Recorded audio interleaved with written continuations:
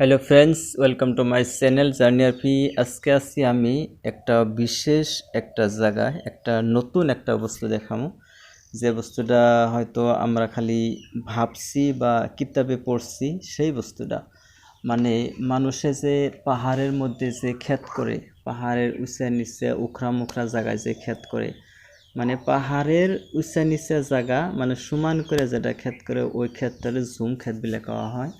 এটা আছে, আমি আজকে আছি ডিমা হাসাও জেলায় বড়াইল পাহাড়ে। বড়াইল পাহাড়ের যেটা ঢাল, ওই ঢালের মানে বহুত উঁচা আর কি, বহুত উঁচার মধ্যে যেটা ক্ষেত, ওই ক্ষেতটায় মানে ই করছে পাহাড়ের ঝর্ণা, পাহাড়ের থেকে পানি ঝর্ণা আসছে একদম উঁচার থেকে তলমুহি দেখে এই যে ছোটো ছোটো করে কুঠা করে মাটিগুলো সমান করে সুন্দর করে একটা সিস্টেম বানাইয়া, এই যে উপরমুহি দেখছেন যে এখান থেকে পানিগুলো নিচের দিকে আহে, উপরে থেকে তলমুহি চাইলে একদম অনেক সুন্দর দেখা যায়। এই সুন্দর জায়গায় উপরে থেকে পানিগুনে তলমুখে একটা সিস্টেমভাবে প্রত্যেক কোঠায় কোঠায় মানে পানিগুনে কীভাবে দিছে সুন্দর করে। আর এইভাবে যেটা ক্ষেত করা হয়, এই ক্ষেতটার নামই কয় জুম ক্ষেত।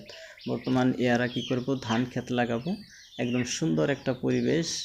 এটা দেখেন কত সুন্দর লাগে, সিনারিটাই বহুতই একদম মজার জায়গা, একদম বহুতই সুন্দর। দেখতে থাকেন ভিডিও, দেখেন কি সুন্দর। এই যে দেখেন, আমি অল্প অল্প আইগে গেতেছি। এরা যে ক্ষেতটা যে করছে, এই ক্ষেতে কোনো ধরনের রাসায়নিক সার ব্যবহার করব না। এই ধান উঠার পর আবার বেলেগ একটা শস্য লাগাবো, এভাবে এরা ক্ষেত করে। কিন্তু কোনো ধরনের রাসায়নিক সার, কীটনাশক দ্রব্য কিচ্ছু ব্যবহার করে না। আর এই হাল বাওয়া কার্যটা একটা মহিষ দিয়ে এরা হাল বায়। গরু তো আছে, কিন্তু গরু দিয়ে এরা হাল বায় না। মহিষ বা যদি ট্র্যাক্টর থাকে কেরোবাতে, ট্র্যাক্টর দিয়েও কিছু মানে হাল বায়, কিন্তু ছোটো ট্র্যাক্টর। এটা মানে প্লেনের মানুষ এটা মানে দেখে না, অনলি পাহাড়িয়া মানুষে ব্যবহার